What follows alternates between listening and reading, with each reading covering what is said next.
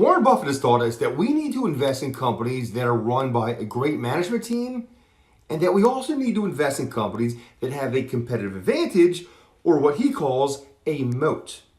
One of the metrics that we look at in our investment checklist are the net profit margins.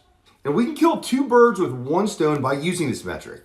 If a company has a great net profit margin, that can be a sign that the management team is running the business effectively and that there is a business moat. Otherwise, the competitors of that business will have higher net profit margins.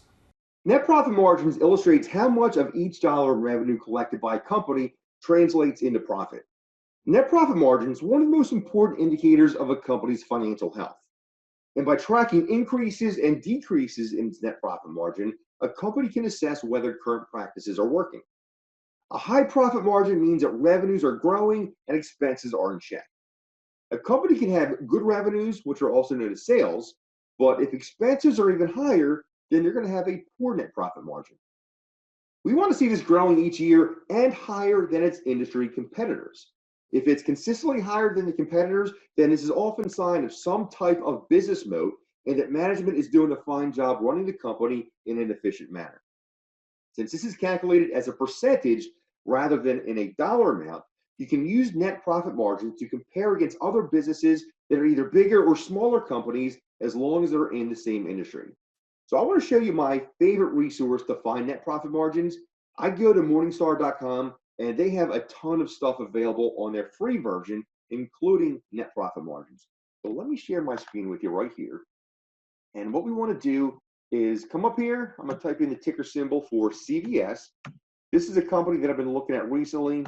I haven't made a decision whether I'm going to buy it or not. I'm still researching it.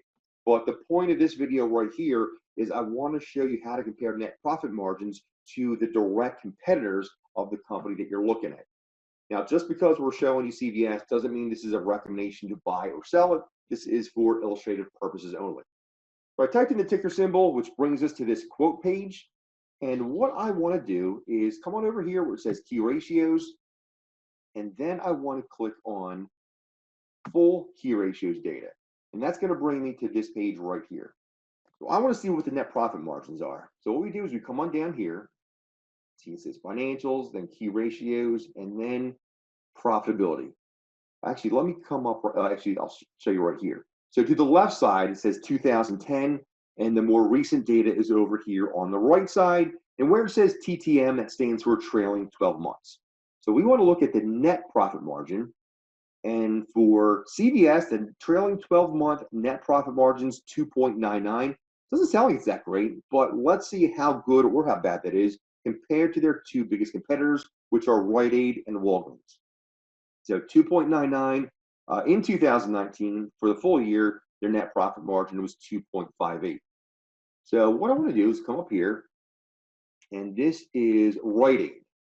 So we're taking a look at Rite Aid. We come on down here and take a look at their net profit margins. Their trailing 12 months is negative 1.66. So not so good. 2019, negative 1.95. And then let's take a look at one more. And this is Walgreens. So we see that up here, Walgreens. Going back down, take a look at their net profit margin. So CVS was 2.99, and then that's trailing 12 months. And 2.58 for the year ending 2019. So let's take a look at Walgreens. Their trailing 12 months is negative 0.49, 0.33 for 2020, 2.91 in 2019. So they did better than CVS in 2019, but trailing 12 months, they are also negative, as is Rite Aid. But then we come up here to CVS, and CVS is outperforming them trailing 12 months at 2.99. So just looking at this figure right here, it didn't look like it was very good, but compared to Rite Aid and Walgreens, the two biggest competitors, it actually is better than those two companies. So again, this isn't a recommendation to buy or sell CVS. I don't even know if I'm going to, but the point of this video is to show you where to find the net profit margins and how to compare that against the other companies that are their direct competitors. So what is a great net profit margin? Is 10% good? Sounds like it might be, but who knows? It's excellent if we're looking at a business that's in a capital-intensive industry like auto manufacturers, He usually has very low single-digit net profit margins. But it's not so great if we're looking at a tech business that has much less capital requirements to operate. Therefore, they're able to keep more of each dollar of profit that the business earns, like 20% or more. What we need to do is compare the net profit margins to the top competitors of the company that we're thinking about investing in. Let's say you've made a decision to buy either Ford or Microsoft. Using net profit margins wouldn't be very useful since these companies are in two entirely different industries. It'll be an apples to oranges comparison. But if we compare the net profit margin of CVS to that of Walgreens or Rite Aid, since they're in the same industry and direct competitors to each other, then this is incredibly useful, and you need to look at this. It's not the be-all, end-all metric when it comes to making an investment decision, but when we use the investment checklist, we want to make sure that most of the things that we look for when analyzing a business look great. And this is just one of those metrics that we look at. So I hope this video helps, and next week we will continue to dive into another one of the metrics on my investment checklist.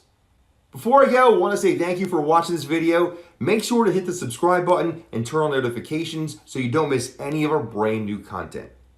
Also, please leave a comment below. I would love to hear your feedback. Let me know if this video is useful, and also I want to know what other topics that you would like me to talk about. Have a great day, everyone, and I'll see you guys over in the next video. Take care, everyone.